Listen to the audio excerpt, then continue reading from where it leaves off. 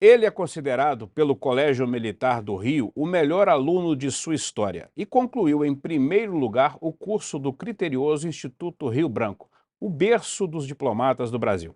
Isso o tornou, durante toda a sua carreira até aqui, um homem versátil e requisitado por diferentes governos e entidades públicas. Quem está conosco hoje no Líderes em Destaque é o mais longevo ministro dos dois governos de Lula da Silva e, do alto de sua experiência, vai falar sobre gestão pública, nosso tema do programa hoje. Muito bem-vindo, obrigado pela sua presença, pela sua agenda. Eu te chamo de ministro, é um amigo, uma honra receber um amigo aqui hoje. Te chamo de ministro até hoje, Márcio Fortes de Almeida. E Bem-vindo. você, Leandro Mazzini, um grande amigo.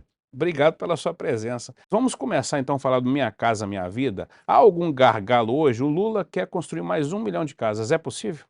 É possível, no Ministério das Cidades, o tema surgiu antes mesmo do Minha Casa, antes do PAC 1.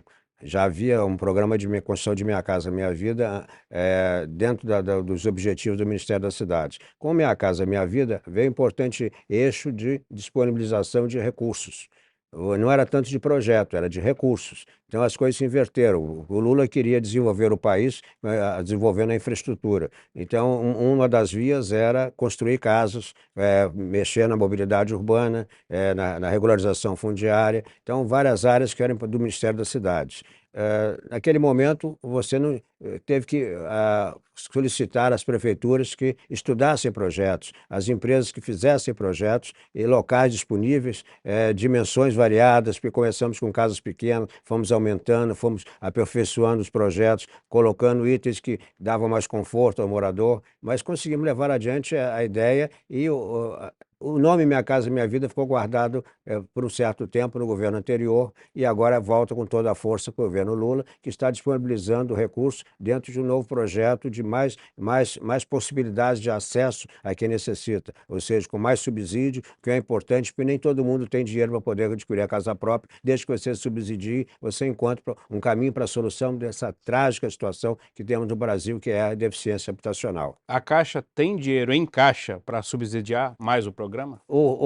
A Caixa é a mandatária do governo federal.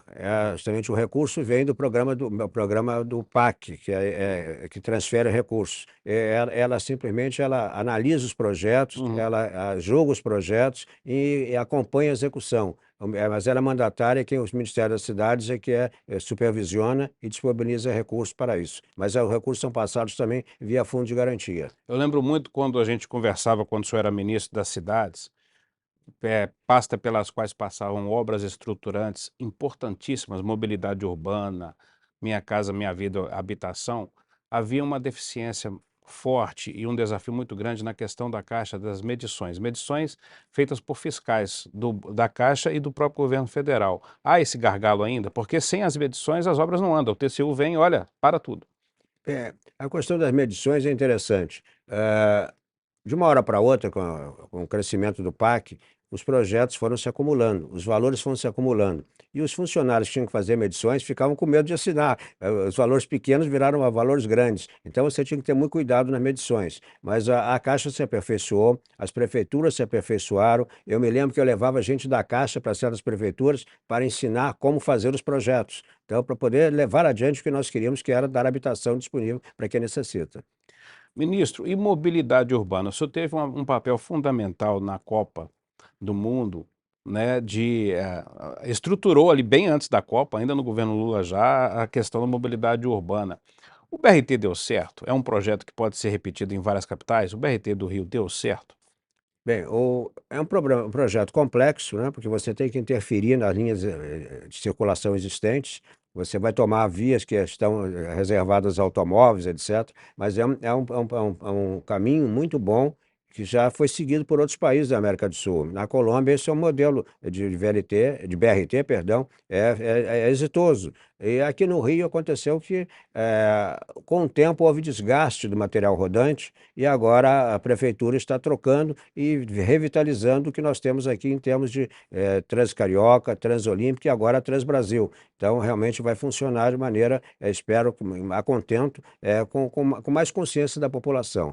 É importante, não adianta só o governo querer fazer algo bom, colocar na rua. A população tem que zelar pelo que recebe. Você vê que a população cuida do metrô, não cuida? Você já viu algum metrô quebrado? Não. Difícil. Que respeito, a É. pessoa tem medo, não quer sujar. No ônibus, estranhamente, a pessoa quer quebrar, quer entrar pela janela, pular a janela, fazer tudo. Então, a população tem que se educar também para utilizar nesse novo tipo que chegou agora, porque são veículos bem maiores, articulados e que são muito bonitos. Então, você tem que ter quase que um respeito, e não tratar com desprezo aquilo que vai ajudar na circulação e na maneira de levar você com conforto ao seu trabalho, à sua escola, a tratamento de saúde, etc. O BRT é exitoso. Ministro, o senhor falou em consciência da população. É importante citar isso porque é uma via de mão dupla. Você tem que ter a responsabilidade do governo, das estatais, mas também do cidadão que recebe o serviço. E cobrança dos dois lados. Nem sempre há isso.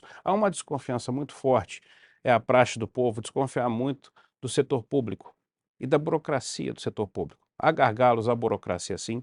O senhor hoje está diretor de Relações Institucionais da Firjan, uma entidade privada, mas já passou por dezenas de estatais. Até gostaria que o senhor citasse aqui para nós algumas delas, que dê tempo de citar. O senhor foi presidente de conselho de várias estatais. Eu te pergunto, na questão dos conselhos das estatais, a burocracia é hoje ainda um grande gargalo ou não? Qual o desafio das estatais hoje em fazer os serviços andarem? Bem, a minha experiência é não na gestão da estatal propriamente, mas no conselho de Hum. administração. A importância do conselho de administração está na própria lei das SA, ou seja, qual é algo mais importante de uma empresa? É o conselho de administração, é ele quem manda, ele é a voz do dono, né? Ou seja, ele está representando o poder que é o dono da empresa. Eh, Hoje em dia, é muito importante que o conselho de administração siga a regra de compliance, observe se a empresa Virou está. uma palavra-chave no mundo inteiro. Mas compliance. Não pode exagerar muito não, mas a regra de compliance é fundamental. Assim como também você tem a questão de examinar as dispensas de licitação. Eu sempre trouxe para o Conselho de Administração todos os exames de dispensa de licitação, porque muitas vezes a interpretação leva a situações delicadas. Então, ou você tem que fazer a licitação, ou você tem que fazer a dispensa, mas de acordo com as regras existentes, e com muito cuidado para evitar que haja descaminhos. Qual o maior gargalo hoje do setor público? Setor público. Na administração do setor público? Bem, É por falta incrível de que pessoal? você falou que ia falar. Hoje, por incrível que pareça, ainda é falta de pessoal. Houve um momento que havia excesso de pessoal, mas o governo federal fechou as portas para a entrada, por algum tempo, de candidatos ao serviço público. Então, há várias áreas, a Receita Federal está necessitando de pessoal, a Anvisa precisa de pessoal, estou falando de gente do Porto, veja, Receita Federal e a Anvisa estão atuando no Porto sem gente, então esse problema é delicado. Há outras áreas também que precisam de fazer o concurso. Então, na medida em que se restabeleça esse caminho de acesso, de concurso público, sério, honesto, mas a gente vai ter mais gente habilitada a tocar o serviço público com qualidade. Eu li uma nota na revista Veja de semana passada, da coluna Radar, informando que a Receita Federal quer comprar um jatinho para fazer operações de fiscalização. Eu, como jornalista há 25 anos, eu vejo isso como risível por parte da Receita, porque a gente sabe que o maior gargalo da Receita é fiscalização, é mão, braço, mão de obra, fiscais nos portos e aeroportos. Por que eu puxo esse assunto? O presidente Lula fez uma intervenção agora nos portos e aeroportos, nos principais do país, Santos, Rio, com intervenção militar, né? Fiscalização, não vou falar que é fiscalização militar, mas uma presença militar mais forte. Isso resolve? Ou o problema está na Receita Federal, na falta de braço ali? Bem, a fiscalização não depende só da Receita Federal. Isso passa pela Polícia Federal, nos portos passa pela habilitação da Marinha, nas docas a Guarda Portuária. Então, a atuação é muito complexa. Por exemplo, eu sou do Conselho da Autoridade Portuária de Itaguaí. Itaguaí não tem um NEPOM, não tem um núcleo lá de Polícia Marítima. Precisa para poder. É um porto que no passado já deu problemas. Então, você tem que ter um jogo conjunto de Marinha e também de Receita ou de Polícia Federal com suas embarcações. E está faltando gente. E está faltando gente, aí complica tudo. Então você tem que ter concurso, tem que habilitar o Estado a ter o elemento importante que é o funcionário público que conheça a matéria para poder julgar e decidir. O senhor acha que o Exército Armado vai inibir o contrabando ou tráfico de armas e drogas nos portos? A presença sempre inibe. Então, a ausência facilita. Hum. Então, se você já tem um movimento de presença, de circulação, de gente armada, de gente que fiscaliza, isso ajuda a, pelo menos, a quebrar os sistemas existentes. Você pode não acabar, mas torna mais difícil. O crime usa da rentabilidade também. Quando o crime é rentável, ele vai em frente. Quando deixa de ser rentável, ele muda de área. Então, o importante é você quebrar os modelos e fazer com que fique tudo mais difícil. Você, hoje em dia, tem um cuidado, como está fazendo o Ministério da Justiça, de quebrar o resultado financeiro das operações, que muita gente ganha dinheiro e investe em determinadas áreas, área imobiliária, etc. Se você começando a cortar por aí, como o Ministério Público sempre propugna, ou seja, você consegue cortar a cadeia do resultado. Sem resultado, o crime também se torna desinteressante. Eu citei a questão puxando lá da Receita Federal, passando pelo Exército nos portos e aeroportos, entrando na questão dos portos e aeroportos do Rio de Janeiro. Por quê? São portas de entrada também de comércio exterior, de cargas, né? Aliás, temos aí um desafio do Galeão de voltar a operar como era antes. Por quê? Eu sou especialista em comércio exterior. Já trabalhou muito nisso, ainda acompanha essa situação. Eu gostaria de saber se o Brasil tem regulações claras hoje ou se fraqueja ainda na questão da regulação e se a falta, às vezes, de uma lei, uma falta de uma regulação mais clara para o exportador está inibindo um maior comércio bilateral de vários países como o Brasil. De um lado, nós temos o Portal de Comércio Exterior, que também agora se adentra para a parte da importação. Isso facilita muito as atividades. Então, dizer que falta a regra, não falta. Nós temos comitês de facilitação. As regras também estão dificultando muito ou não? Como? As regras estão dificultando também ou não? Poderiam Não é o ser caso, não é o mais caso. flexíveis? O que está sendo feito é progressivamente liberação. Liberação, não é criação de regras quebrar regra, né? restritivas, não é regras restritivas. Justamente nós existem comissões de facilitação de negócios locais e nacionais. Isso em área de alfândega, portuária ou de aeroportuária. Então, e nós temos um problema delicado, sim, que muitas vezes é a internacionalização do que é discutido lá fora. Às vezes leva muito tempo no Congresso para você internacionalizar uma regra. Esse pode ser um lado negativo. Você às vezes facilita e não consegue implementar porque você tem que passar pelo sistema todo do legislativo para aprovação e internalização. Aí sim. O Brasil vai bem no comércio bilateral com os países da América do Sul, da Europa, o Mercosul está funcionando, e principalmente o Rio. Como é que está o Rio nesse cenário dentro do Brasil? O Rio de Janeiro tem tido bom comportamento do comércio internacional. Lembrar que nós temos aqui petróleo e gás. Isso é muito importante, né? Petróleo e gás no comércio internacional, nós somos exportadores. Acontece que o que pode acontecer, o que pode ocorrer é que nós queremos mais produtos saindo por aqui. Então, o Porto do Açu é uma válvula nova para você escoar Deu grãos. certo, né? Está dando certo, escoar grãos. É um porto com profundidades elevadas, 15 a 18 metros de calado, é excelente isso. E é outro caminho também para você trazer produtos para fabricar aqui os fertilizantes. Você tem um gás natural, fazer amônia, é um caminho importante ali no Açu. Então, você pode aumentar a capacidade de exportação pelos portos do Rio de Janeiro. É claro que de vez em quando temos problema com os armadores, que resolvem fazer uma expressão, omissão de portos, ou seja, resolve não parar em certo porto. De algum tempo para cá, alguns armadores asiáticos deixaram de parar, ou quiseram deixar de parar em Itaguaí e preferiram Santos. Isso perturba um pouco, às vezes, o que se espera. Agora, lembrar o seguinte: nós temos portos como Itaguaí, importantes, como Rio de Janeiro, Açu, Macaé, são portos importantes. E você vai ter uma surpresa. 67% da receita de doca vem de Itaguaí. Itaguaí é um porto que lida com carvão, com Nem sempre minérios. está na mídia Itaguaí, né? Andou na mídia negativa por um período, agora está na mídia positiva, principalmente com resultados alcançados por tecnologias novas para desbaste de pedras que tem ali no acesso. Você tem sempre o problema da explosão, da poluição. Você conseguiu desbastar algumas pedras com a tecnologia nova e o caminho ficou aberto ali para acesso ao Itaguaí de uma maneira muito tranquila. Agora, Itaguaí é um porto muito aberto, muito cercado de comunidades que tem gente muito séria, mas também, em alguns casos, tem gente que quer invadir o porto. Então, a presença agora da fiscalização mais intensa, definida pelo governo federal, vai ajudar a preservar mais a consistência dos trabalhos dentro do porto, sem risco de assaltos, de roubos e de destruição de carga. Quero entrar um pouquinho na questão da energia também, presença do Rio na energia do Brasil, que é importante. Antes de falar de Angra 2, o senhor citou a questão da Argentina. Há um debate que não está chegando ao Brasil na questão presidencial lá, do Milei contra o Sérgio Massa, que eu estava assistindo o debate deles da TV de lá, que é vaca muerta. Pouca gente sabe, mas o campo de vaca muerta de gás, a Argentina é o segundo maior reservatório de gás do mundo. E há obras lá do atual ministro da Fazenda, que é o Sérgio Massa, que ele fomentou isso, trazer gás até a fronteira com o Brasil. Uruguaiana. Exatamente. E o Brasil está com a chance imensa aí de começar a importar gás da Argentina, não só da Bolívia. O senhor acha que essa disputa vai mexer com o mercado do Brasil, principalmente com o Rio? O Rio é um mercado de gás maravilhoso. Como é que o Rio pode sair se beneficiando disso ou não? Porque o debate lá é se vai ser privatizado ou não. Vá com a Merta. A questão toda é o custo, né? Você tem que ver qual é o melhor custo operacional. Nós aqui, com as plataformas na área do sistema de Santos, Bacia de Campos, Bacia de Santos, nós temos gás natural disponível.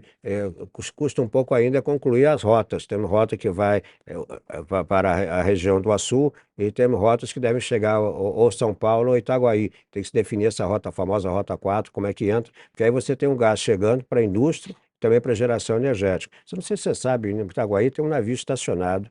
É interessantíssimo isso, que não está usando o gás daqui brasileiro, estacionado lá, ele traz gás importado, creio que até da Espanha em alguns casos. O gás que vem alimenta uma usina geradora de energia limpa, que é ligada a Furnas. Fica parado lá gerando energia limpa, vinda do gás importado. Então, há muitas formas. Esse problema, veja bem, lá atrás, 30 anos atrás, eu fui um dos primeiros a assinar o documento de compra de gás boliviano. Eu estava de ministro interino, me lembro de um dia depois do meu aniversário, dia 10 de agosto de 92, ainda com Collor presidente, ministro de Energia da Bolívia presidente, assinamos os primeiros contratos para trazer o gás da Bolívia. Com o tempo diminuiu um pouco justamente esse transporte do gás, mas ainda é uma fonte importante. Trazer da Argentina realmente é importante. Eu acho que quando falo o problema, a questão econômica, ela é mais importante que o problema político, no caso, e certamente se encontrará o caminho, se for bom preço, se efetivamente as quantidades atenderem às nossas necessidades, isso acaba fluindo. Isso é sempre assim. Nós já temos outras ligações energéticas em Uruguaiana, não tem problema nenhum. Lá temos uma estação de interligação de energia elétrica, funciona há muito tempo, não tem problema nenhum. Eu falei de Angra 2, o senhor é considerado no governo, muita gente sabe, pela sua passagem no Ministério de Minas e Energia, no Conselho de Energia, no Conselho Energético, o pai de Angra 2. Mas a mídia peca muito, eu como jornalista admito isso, a gente não acompanha muito o setor energético no Brasil. A gente quer saber, Angra 2 está funcionando? Angra 3? O que ficou de Angra? Bem, eu estava em Minas Gerais, o ministro era Pratinho de Moraes, ele teve a ideia de restabelecer o acordo nuclear com a Alemanha. Isso é uma discussão que houve, que era preliminar a poder continuar a trabalhar na questão da Angra 2. Infelizmente, naquela ocasião, nós tivemos, infelizmente no sentido da definição negativa, né? Infelizmente, o que eu vou dizer agora. Nós tivemos a ECO 92, que criava um ambiente meio estranho para qualquer decisão na área nuclear. E também havia uma parte orçamentária no Ministério da Economia que impedia que você pudesse levar adiante naquele momento a execução a retomada da execução de Angra 2. Bem, com a saída do Collor e a assunção do novo ministro, do novo presidente da República e do ministro Paulino, eu fui encarregado de montar um esquema de discussão do Angra 2. Ou seja, fechamos numa sala 8 ministros, presidente de empresa, de aba 4, e falei, sai daqui só sai com definição. Quem for a favor, ótimo. Quem for contra, tem que dizer, ok, vai dizer o que é contra, vai dizer o seguinte. Vai ter que apresentar a solução. O que eu tenho que fazer para poder ser a favor? E dali saiu a decisão. Angra 2 tem um shield protetor, por causa de Chernobyl, você se lembra do problema de Chernobyl, tem um shield protetor que Angra 1 não tem. Então já saiu um caminho. E na hora H de definição de recursos orçamentários, houve um erro orçamentário qualquer, eu consegui salvar na última hora e entrou o recurso para você retomar a obra de Angra 2. Por aí foi fora. Agora, quanto ao Angra 3, isso já foi discutido, eu já fui de Conselho Nacional de Política Energética anos depois, e o assunto foi sendo empurrado, e houve problemas sérios de descaminhos a respeito da decisão. Hoje em dia se discute também a questão de quanto vai sair a tarifa, né? O problema é mais a equação financeira do que qualquer outra coisa, porque a vontade de fazer existe. Por que que existe vontade de fazer? Porque os outros países também deixaram de ter medo da energia nuclear, ou não. O problema é que houve no Japão aquele medo terrível, a Alemanha começou a querer fechar as unidades, a França também, mas de uma hora para outra viram que é uma fonte limpa, totalmente limpa, e que não há tão risco assim, tanto risco assim. É pior você voltar para o carvão ou entrar na energia nuclear, que é totalmente limpa. Estão sendo restabelecidas justamente as operações com energia nuclear. E esperamos que nos próximos 3 ou 4 anos a gente possa ter a Angra 3 funcionando outra vez. Até já se fala em Angra 4, talvez para o Nordeste. Então, são outros caminhos bem claros no sentido de você ter mais uma fonte limpa. Aqui no Rio é 1,3 giga que ficaram disponíveis naquele momento do apagão. Você lembra do apagão? Se não tivesse Angra 2 aqui, a situação teria sido crítica aqui para o Rio de Janeiro. Então, A 1,3 usina giga, nuclear segurou a energia do Rio. exatamente, com 1,3 giga ajudou bastante. Se vier mais uma Angra 3 aqui, mais 1,3 giga, será excelente para o estado do Rio. O senhor foi ministro das cidades, eu lembro que nós conversávamos muito sobre habitação, mas também saneamento. O saneamento básico é um grande desafio do Brasil há décadas e continua sendo. Houve uma descontinuidade desde que o senhor saiu, porque não se falou, eu não vejo mais em destaque obras de saneamento, principalmente no Rio de Janeiro. E não são obras que dependem só do PAC, que agora o Lula voltou e lançou o PAC 3. Há um desafio enorme de saneamento no Rio de Janeiro. Tem solução? Bem, o PAC teve volumes destinados à obra de saneamento em nível elevado. Muita gente pensava que cidades grandes tinham o problema resolvido. Você pensa, Novo Hamburgo, no Rio Grande do Sul, cidade importante. Uberaba, importante. Tinha 2% de esgoto tratado. 2%. Então, nós concentramos recursos em algumas das cidades do Triângulo Cidades Mineiro. ricas, hein? Cidade do Triângulo Mineiro, lá no Rio Grande do Sul, para poder resolver uma situação delicada de grandes cidades, cidades ricas, importantes, mas com total descaso para a população em matéria de saneamento. Ao longo do tempo, houve discussões sobre se manter ou não um modelo, que era o modelo mais de ter as empresas estatais dentro do setor de saneamento, e aqui no Rio de Janeiro, com justamente a desmontagem da SEDAI na área de saneamento, entrou uma nova empresa que está tratando do assunto e que é importante junto com outras que existem aqui no Rio de Janeiro. Não apenas essa nova, mas já outras empresas estavam aqui em algumas cidades fluminenses, no sentido de você não tratar só de água, mas tratar do esgoto. Que o problema do esgoto, por incrível que pareça, já existiam estações de tratamento aqui na Embaixada, eu dei recurso para isso. Acontece que o cidadão, ele quer água, mas não quer fazer a ligação com o esgoto, que tem que pagar mais. Então ele prefere lançar o esgoto a céu aberto, num rio que passa ao lado, num riacho, do que fazer a ligação. Esse foi sempre o grande problema aqui no Rio de Janeiro. E já tivemos também empresas no norte, na Amazônia, que vieram para o Brasil e quebraram. Quebraram por causa da tarifa social, que é a dificuldade, você implanta, implanta, implanta e não consegue faturar, a empresa não sobrevive. Já tivemos isso no caso de uma empresa chamada Suez, se não me engano, que teve que sair do Brasil lá atrás, anos atrás. Então, é um problema delicado.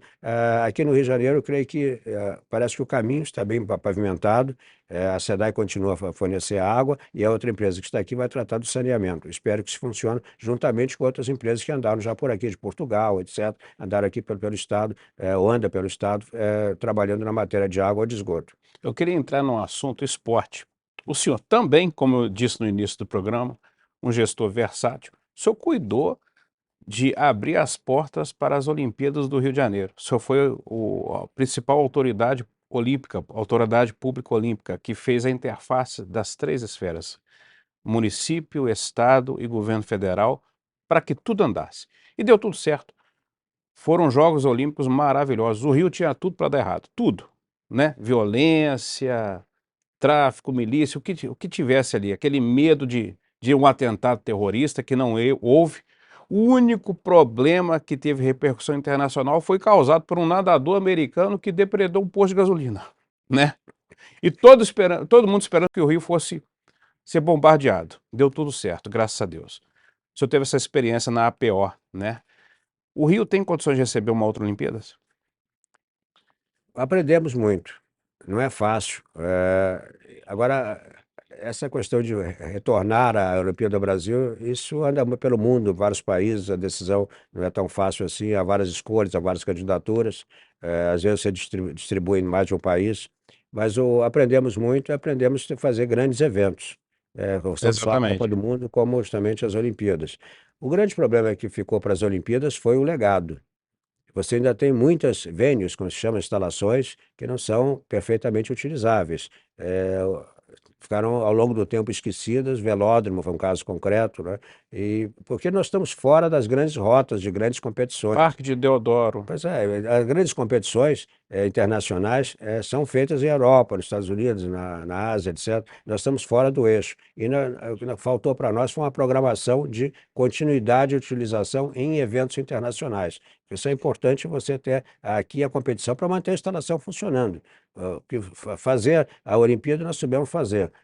Foi uma atuação conjunta de várias áreas, de inúmeras áreas de governo, não só a segurança, como o pessoal pensa na segurança, mas também definições de arquitetura, de engenharia, isso trabalhando com o Rio de Janeiro em particular. Mas o fazer de novo, Falta trazer grandes eventos internacionais fazer de novo, eu digo esportivos que de nós volta para o temos que Rio. mostrar que nós que sabemos continuar a explorar Uhum. o esporte pela sua importância para a vida humana, para a sociedade, para o país como um todo. Acontece que não depende só de nós.